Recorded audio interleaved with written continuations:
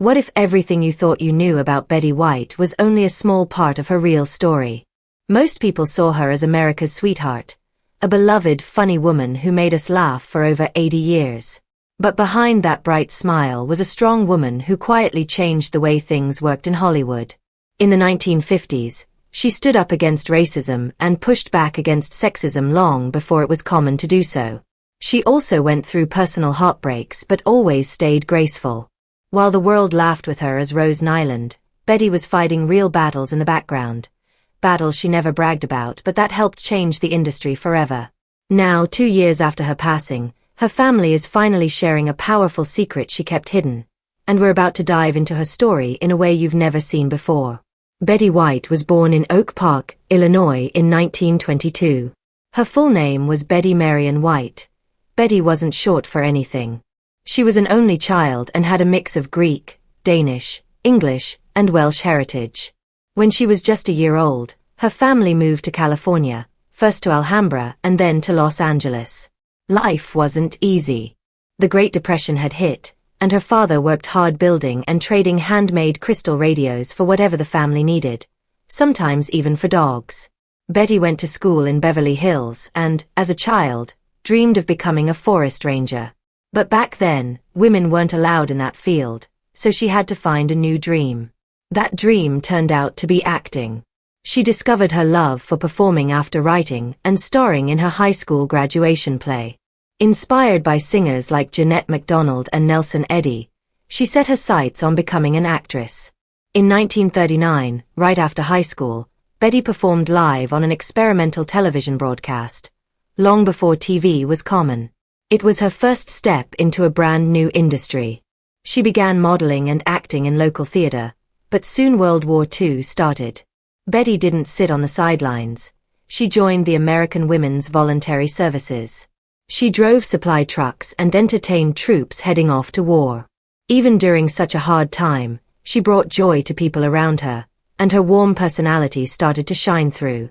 After the war, Betty tried to start her acting career in movies, but studios turned her down, saying she wasn't photogenic enough. That didn't stop her.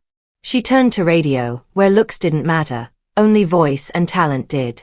She took any small role she could get, reading ads, playing background voices, even earning just $5 a show.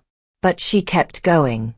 Eventually, she became a regular voice on popular shows like Blondie and This Is Your FBI. Then came a major turning point in 1949. She joined a live TV show called Hollywood on television as a co-host. It aired every day and gave her a chance to connect with viewers directly. When her co-host left, Betty took over the entire 5-hour show, 6 days a week. It was a huge job, but she did it with humor, charm, and a song or two each day. In 1951, she got her first Emmy nomination, not for one role, but for all her work on television that year. She was up against legends like Helen Hayes. Though she didn't win, the nomination alone proved that Betty White was more than just a performer. She was a television pioneer. In 1952, she got her own program, The Betty White Show. Not only was she the star, but also the producer, which was rare for a woman at the time. She hired one of the first female TV directors and made a bold decision to feature Arthur Duncan, a talented black tap dancer, as a regular on her show. This was during a time when racism was still very strong, and some stations in the South even threatened to cancel the show because of Arthur's presence. But Betty refused to back down. She told them simply, "I'm sorry." Live with it, and gave him more screen time. Her bravery helped open doors for others in the entertainment world. Although the Betty White Show didn't last long due to time slot changes, its impact was huge. Betty proved that women could lead, direct, and stand up for what was right in a tough industry. At the same time, she continued to explore different projects. She started her own production company and created Life with Elizabeth, a sitcom that was based on real-life situations and starred her in the lead role. This show made her one of the first women to both produce and star in a TV sitcom, and she won an Emmy for it in Los Angeles. She also worked on commercials and game shows, showing off her talent and charm in every kind of role. Even when her later show date with the Angels didn't work out, she didn't give up. She returned to what she loved most, hosting and live television, and relaunched The Betty White Show in a new form. Along the way, she made close friendships, including one with Lucille Ball, another powerful woman in the entertainment world. They supported each other through their careers in an industry that wasn't always welcoming to strong, talented women. Betty White's story is one of quiet strength, creativity, and bravery. She didn't just entertain millions, she changed television forever, opened doors for others, and stood firm for what she believed in. Her journey shows us that even the brightest smiles can hide untold stories of courage and perseverance. And now, the world is finally starting to see the full picture. Betty White's career was reaching new heights when she was given her very own program, The Betty White Show. But this wasn't just a typical variety show.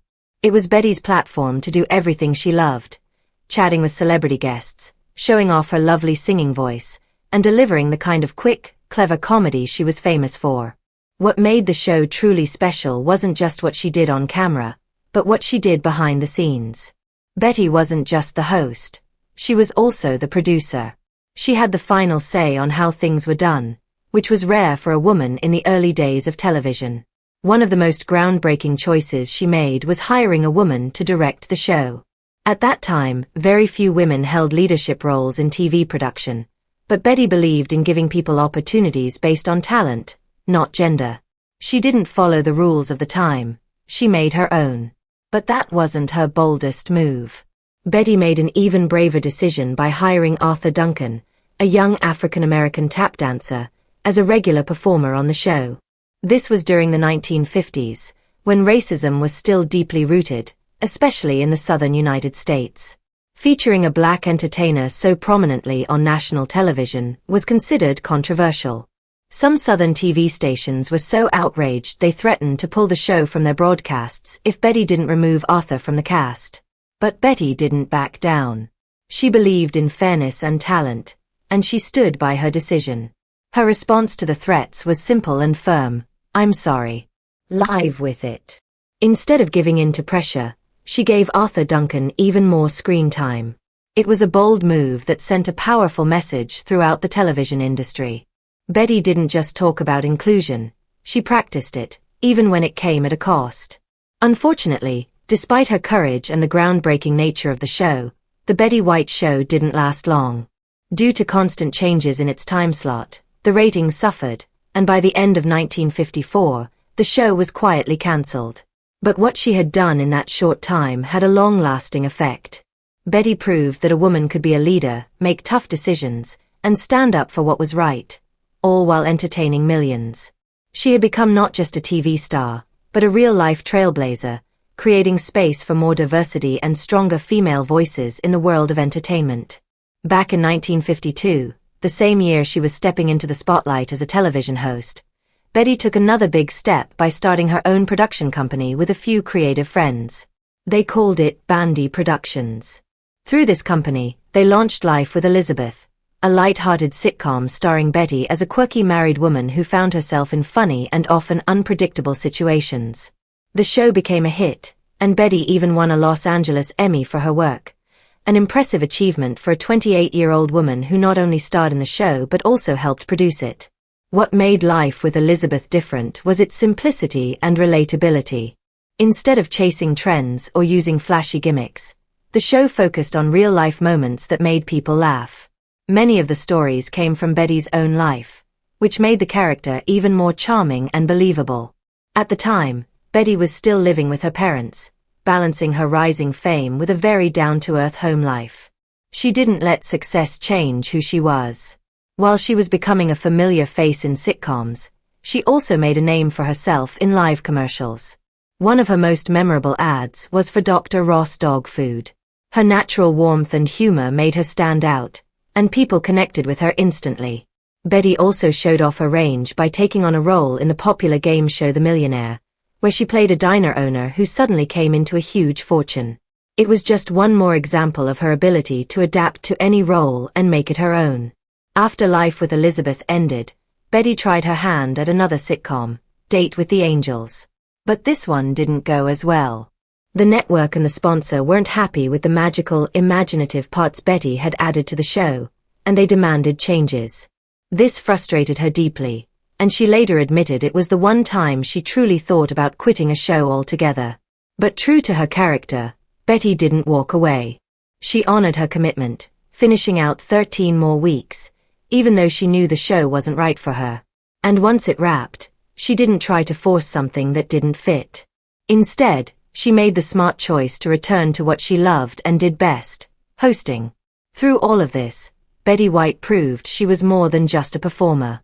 She was a creative force who knew how to lead, take risks, and stay true to herself. She never let anyone else define her career or limit her dreams. And in doing so, she left behind a legacy that would influence television, and the people in it, for generations. After her earlier show date with the Angels ended, Betty White made a comeback with The Betty White Show.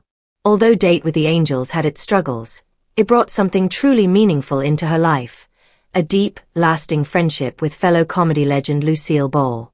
The two women often ran into each other at the same studios, and they formed a strong bond over their shared experiences. Both were trying to succeed in an entertainment industry largely controlled by men, and they supported one another through the challenges. Their friendship, built on mutual respect and shared laughter, lasted for many years. In July 1959, always eager to try something new, Betty made her debut on the professional stage with the play Third Best Sport in Pennsylvania. By then, she was not just a familiar face on TV. She was proving that she could succeed in any type of performance. In the 1960s, Betty became a fan favorite on game shows like Password, where she met her future husband, Alan Ludden. She also appeared regularly on shows such as What's My Line?, To Tell the Truth, and Match Game. Her quick thinking, humor, and charm made her a natural on these shows, and audiences loved watching her. In 1962, Betty took a big step in her career by making her movie debut in Advise and Consent, where she played a fictional senator. Her performance was widely praised. Not long after, in 1963, she starred in a live theater production of The King and I, which showed just how versatile she really was. Despite being offered a huge opportunity to host the Today Show during the 1960s, Betty chose not to move to New York and stayed in California instead. That job went to Barbara Walters, who later became a famous TV journalist. Still, Betty kept shining. For nearly 20 years, she became the beloved face of the Rose Parade and was often seen on late-night talk shows. Her warm personality, humor, and natural presence kept her in the spotlight. No matter what challenges she faced, Betty always managed to adapt and continue impressing audiences. In 1973, Betty made another big move when she joined the Mary Tyler Moore Show as Sue Nivens, a sweet but flirty character. Betty enjoyed playing her, although she found Sue too sugary and proper. However, Betty used her cleverness to subtly make fun of the stereotype. Her performance was a huge hit, and after actress Valerie Harper left the show, the producers made Betty a regular cast member. Interestingly, the producers were initially worried that Betty's close friendship with Mary Tyler Moore might cause problems. But instead, the two women became even closer. Their husbands even went on double dates together. In 1975, NBC replaced Betty as host of the Rose Parade, thinking she was too closely connected with the CBS network. But Betty didn't let it get to her. She moved to CBS and hosted the Macy's Thanksgiving Day Parade for the next 10 years. After the Mary Tyler Moore Show ended in 1977, Betty got her own sitcom, The Betty White Show. Despite her popularity, it didn't last long because it aired at the same time as Monday Night Football. It was cancelled after one season. Still, Betty kept going. She appeared on The Carol Burnett Show, The Tonight Show with Johnny Carson, and starred in TV movies like With This Ring and The Best Place to Be. In 1983, she broke new ground by becoming the first woman to win a Daytime Emmy for Outstanding Game Show Host for her show Just Men. Thanks to her many appearances on game shows, she became known as the First Lady of Game Shows. Then, in 1985, Betty reached another career high with The Golden Girls. The show, set in Miami, followed the lives of 4 older women living together, forming close friendships, and sharing funny, heartwarming moments. Betty played Rose Nyland, a kind and optimistic woman from St. Olaf, Minnesota, known for her hilarious stories about her strange hometown. The show was a huge hit, and Betty's performance earned her an Emmy in its first season, as well as nominations every year it aired. Behind the scenes, things weren't always smooth. Betty's cheerful personality reportedly clashed with Bea Arthur's more serious approach, but their on-screen chemistry made the show work beautifully. Originally, Betty was supposed to play the role of Blanche, while Rue McClanahan was set to play Rose. But the director had them switch roles to keep things fresh, and it worked. At first, Betty wasn't sure she could play someone as innocent as Rose, but she embraced the challenge and created a truly memorable character. She once joked that if you told Rose you were so hungry you could eat a horse, Rose would probably call animal control. When Bea Arthur left the show in 1992, the Golden Girls ended. But Betty, Rue, and Estelle Getty weren't finished. They returned in a spin-off called The Golden Palace, which ran for one season. Betty also made guest appearances as Rose on other shows like Empty Nest and Nurses, keeping the character alive.